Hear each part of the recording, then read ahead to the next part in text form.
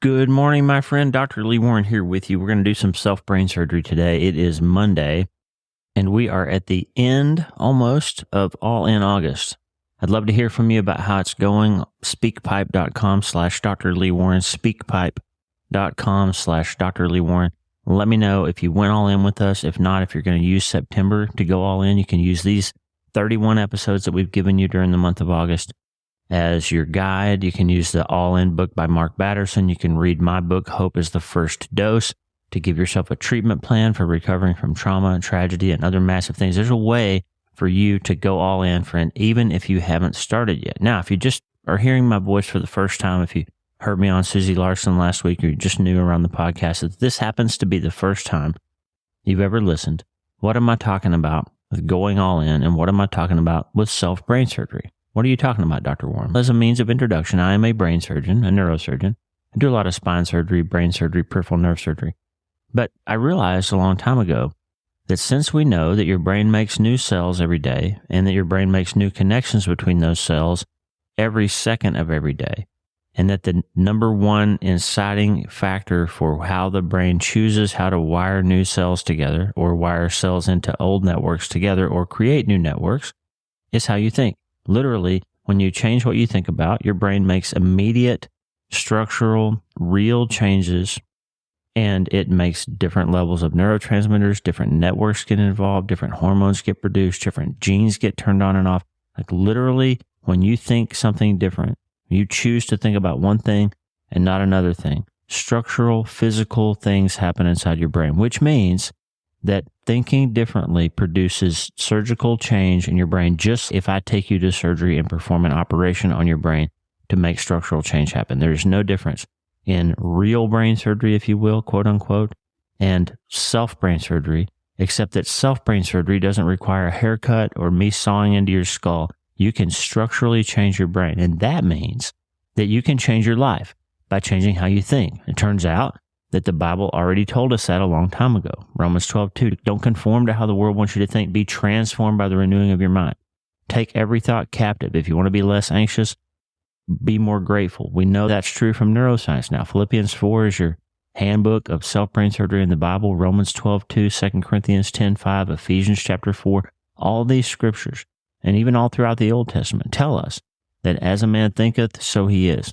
The things you think about turn into real things in the world. Jesus said, out of the heart, the mouth speaks. David prayed, let the words of my mouth and the meditation of my heart be pleasing to you, God. What we think about is important because it controls what our brains do. It controls what our bodies do. It controls our electromagnetic field. It controls the way we interact with other people. It changes epigenetic realities for our family and the generations after us. It can break or cause generational curses or problems. Listen, how you think turns in to how you live. That is what self-brain surgery is. We're giving you tools and operations so you can stop thinking about making big changes in your life and you can start operating. You can decide you're not a helpless patient. You're not a victim of your brain. You're not a victim of your genetics. You're not a victim of the mean things that your dad said to you or the bad thing that your husband or wife did or the trauma that you went through. You are not stuck with the brain that you have. You're not determined by your genes. You're not determined by your neuronal activity. You are determined by the quality of your thinking and how you let the great physician help you change your mind and change your life. That's what self-brain surgery is. All in August is the time of year when we say, hey, what got us here won't get us there. We all feel some call in our life. We all have this vision in our mind of the place that God has called our life to be or that we're supposed to be trying to reach for. There's some level of performance we haven't achieved yet. And we know that we can't get to that level by doing the same things we've been doing, because if we keep doing what we've been doing, we'll keep getting what we've been getting. What got me here won't get me there. And hope is defined as the belief that you can get there from here. So what gives? If what got me here won't get me there, and if hope is the belief that I can get there from here, then I've got to make some change if I'm going to get there from here. I can't keep doing the same old things or I will keep getting the same results. I can't stay the same if I want to change. And what I'm not willing to change, it means I'm making a decision. I'm making a deal with myself that I'm willing to keep this thing in my life if I'm not willing to change it. Okay? All in August is the time when we say, hey, today's the day. We're going to burn the boats. We're going all in. We're giving this idea full attention. We're going to get after it. We're going to make the changes. So this month's been full of ideas, thoughts. How do you do that? How do you make it happen? What can we do to go all in? Mark Batterson's book, All In, is the textbook for the month. My book, Hope is the First Dose, is your guide to the self-brain surgery piece, the treatment plan piece. How do we do this? That's what All in August is for, friends. So if you're new, that's what we're all about. And today we're going to talk about the fact that the approach you choose with which to live your life, the manner in which you attack this thing, has a consequence. There are consequences to the approaches that we choose. And we're going to talk about that today. But first, I want to encourage you, share this with a friend right now. Grab the link, copy the link, wherever you're listening, text it to a few friends and say, hey, let's do this together. Let's go all in together. I want this idea, this all-in idea. I want it to build steam. I want it to grow through our culture. I want it to infiltrate our schools. I want people to decide that they're ready to change their minds and change their life, to stop chasing after what they think will make them happy, and instead to change their mind and transform. Because we, especially if you're a Christian, the Bible tells you you can have a mind like Christ's mind.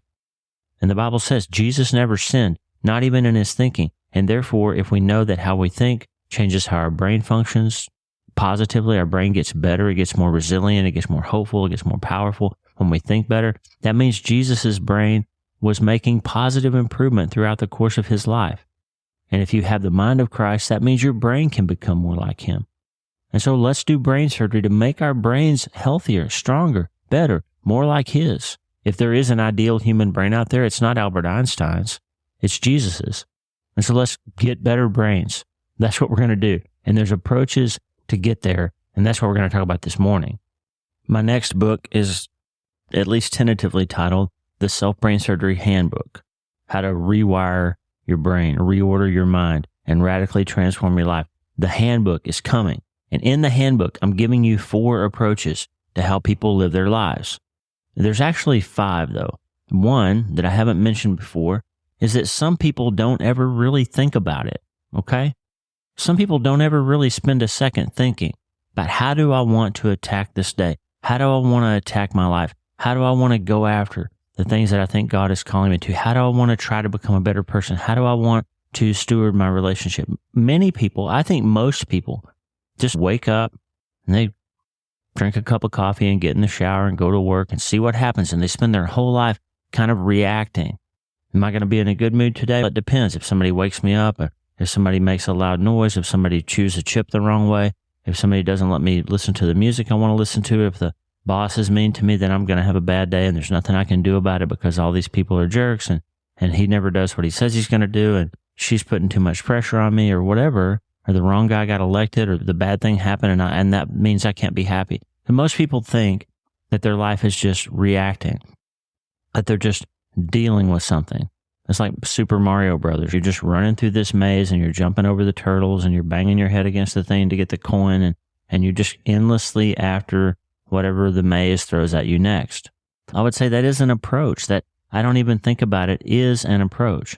And surprisingly, some incredibly successful, wealthy, seemingly okay people follow this approach. I've got a good friend and this friend he wouldn't say that he doesn't believe in God. He just doesn't think about it. He's not worried about it. He just thinks everything's going to work out okay. And he's incredibly successful. He makes a lot of money, way more money than I've ever made in my life. He's incredibly successful, but he's just we'll see what happens tomorrow kind of guy. Doesn't spend much time thinking about it. You talk about God with him and he's, I don't know, maybe there's a God, maybe there's not. I don't know. If he is, then he loves me and it'll all be okay. And if there's not one, it doesn't matter anyway. So why would I worry about that? Doesn't read widely, he reads the newspaper, does his thing, reads professionally. He just lives his life and reacts to what comes along. That's an approach. But I'm just telling you, I don't think it's a very good approach, okay? First of all, if there are big realities in the universe, if there is a God who expects things of us, then it would really behoove you to know what that says, what that God wants. It would behoove you to investigate that for yourself and make a decision about what you believe and live your life intentionally going forward from that decision, or reject that ideology and find some other one. But this idea of, I don't really care, I don't really think about it, I don't think that's a very wise approach because it has consequences, okay? What's one of the consequences? One is, if you're wrong, you have a big problem at the end of your life. Secondly, you can't influence the people in your family, in your life, in the zones around you that you encounter and interact with. You can't influence them to have any real meaning or purpose to their life other than whatever they happen to react to, because you're not showing them that there's more to the story than that. And another consequence would be that you don't have any real power or resilience if something really bad happens or the massive thing comes along. You haven't built a system, a treatment plan for what you're going to do if you encounter something like that. Okay, so I would just say that not having an approach is an approach. It's just not a very good approach. So let's just move past that one. I hope that's not your approach. If it is, maybe you think about some of the other approaches we've talked about all this month. Second one, I think a really common one, is that some of us get so beat up by life, or we never even started in a hopeful place. We had a bad beginning, or something really devastating has happened, or we just have been through a lot of irritating things, and we start to feel like nothing can ever change. And we develop this cynicism that says nothing can help me. Like basically, my dad and my grandfather and my great-grandfather, they were all worthless alcoholics, and that means I got to be too. So I'm going to start drinking, and that's just how I'm going to be. I'm genetically stuck with this.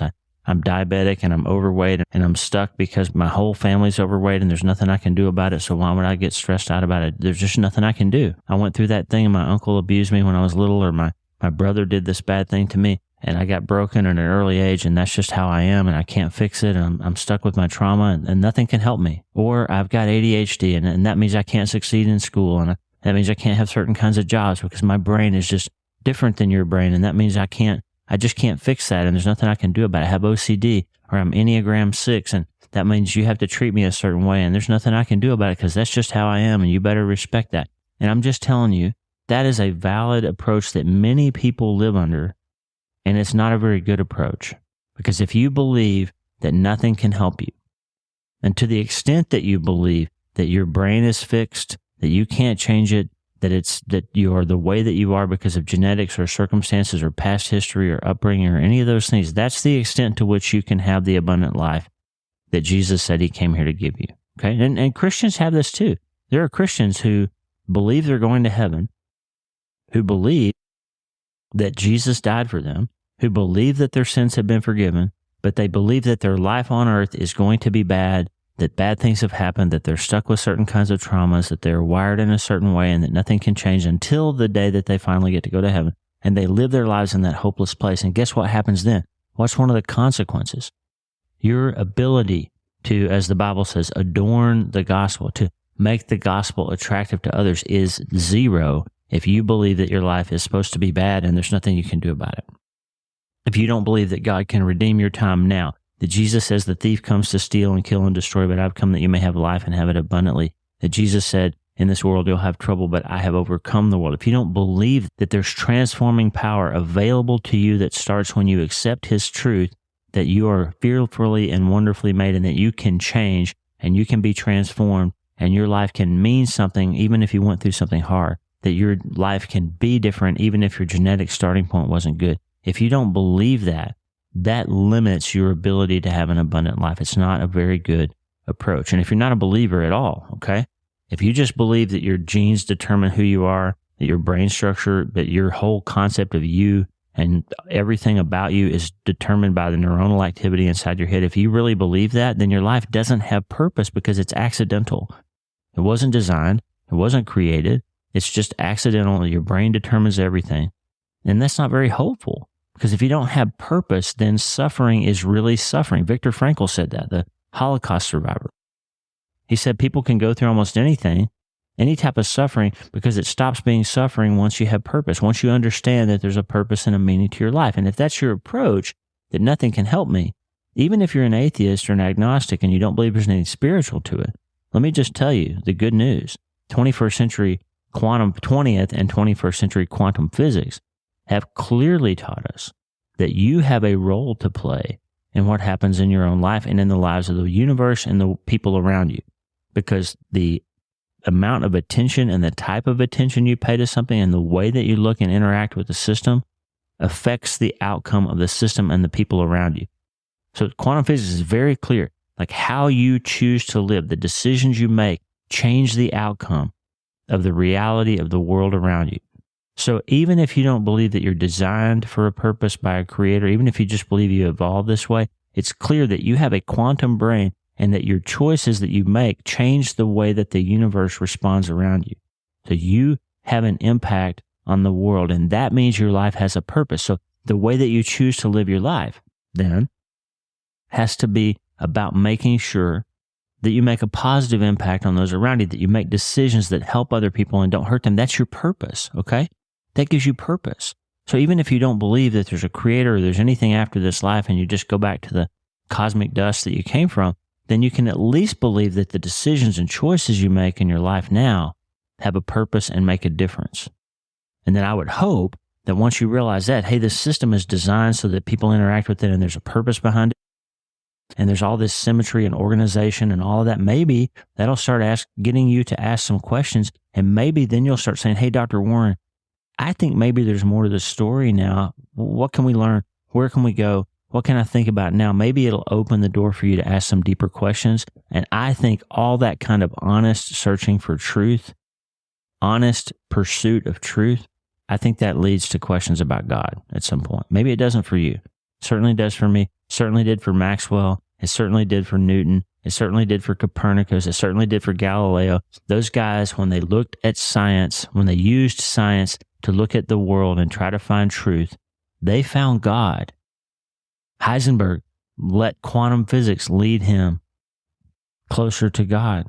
Wilder Penfield let the human brain and neuroanatomy and the difference between mind and brain that he discovered in his experiments with epilepsy surgery, he let that lead him to a closer relationship with God. I just believe that the nothing can help me approach is not going to be very helpful in believing that you have meaning and purpose. And so I think it's not a great approach for you. And I would encourage you to at least try a different approach. The something can help me. Maybe something can help me approach. Is this just general idea that maybe there's an idea out there that could be helpful to me? And that's the approach that Kathy, the email that I read the other day to you a couple of days ago. Kathy wrote in and said, hey, I've been curious about religion my whole life. I'm not sure. I don't really see how one system could be more true than another system. You know, I try to read about Jesus and he seems like a really good guy, but I don't believe that he would exclude all these other people that don't see things the way he does and all of that. And we had this good conversation about that incredible email that she wrote and this quest for this truth that's out there somewhere. And that's the maybe something can help me approach. Okay. And I think it's a good approach because it moves you from this hopelessness of nothing can help to at least be open to the idea that there might be something out there that could be helpful. One of the consequences, though, is that sometimes if we have that approach, we find something that seems to work a little bit and we let it be a hack for success and we settle for it. And I can't find a better example than Dan Harris's book, 10% Happier. He's made millions of dollars by getting interested in this idea that his anxiety would be improved by meditation. And he studied about meditation. He found out that really people who spend time meditating, their hippocampuses get bigger, hippocampi get bigger. The hippocampus is the part of the brain that's involved in emotional regulation and resilience and all that kind of stuff, memory processing and resilience and hopefulness and all that stuff. And people who meditate get better at connecting their hippocampus to their frontal lobes. They get better at turning off the connection between hippocampus and amygdala, and they stop being as anxious. They get more hopeful. They get more grateful. So people that pray and meditate, guess what? The Bible said that too. Hey, in Philippians 4, if you don't be anxious for anything, but instead be thankful and pray, and things will get better for you. You'll find peace that way. And the neuroscience turns out to be true. So these people that have this maybe something can help me approach have a danger of finding out that they can try something and borrow the concept from more deeper ideas. Like Dan Harris took meditation and stripped it of any spirituality and just turned it into a practice that how do I close my mind down, stop the voices, and find a way to stop being so anxious by meditating and letting my brain have a little space between being stimulated and responding all the time. And he hacked that system and it made him a little happier. And for him, that was enough. The 10% was enough. And I want to tell you that one of the potential consequences of having this maybe something can help me idea is that you might settle for something that's less than you could have if you went a little bit deeper. You might settle for a hack instead of really knowing the underpinnings of how that hack works and why it works and what's underneath it. And to do that, you need to have a more scientific approach. And that's where I think the maybe science can help me approach is helpful. And we're going to talk about maybe science can help me and maybe God can help me in another episode on Thursday of this week, because we're going to get into some deeper, more theological ideas. But I just want you to recognize for today that approaches have consequences. The way you choose to view how you're going to proceed through your life has a consequence. There's some good consequences from it, and there's some negative ones. And what I want for all in August is for you to just decide, just make this one decision with me today here on Mind Change Monday, okay? Make this one decision with me today. Choose an approach that will help you move forward in your life. Choose to go all in with it. Choose to not be stuck anymore. Choose to realize that how you think turns into how you live, and change your mind and change your life. And the good news is you can start today.